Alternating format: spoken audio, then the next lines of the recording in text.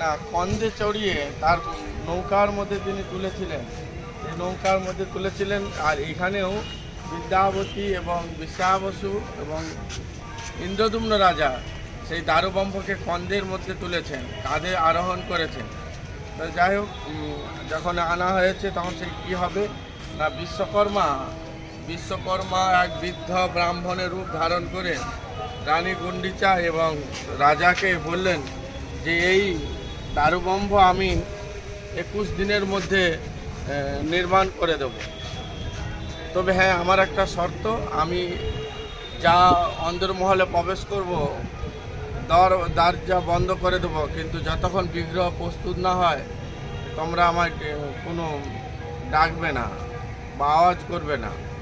তাই কিছু শুকনো প্রসাদ নিয়ে তিনি যখন ভিতরে প্রবেশ করেছেন, ছেনি হাতুড়ির আওয়াজ, রানী এবং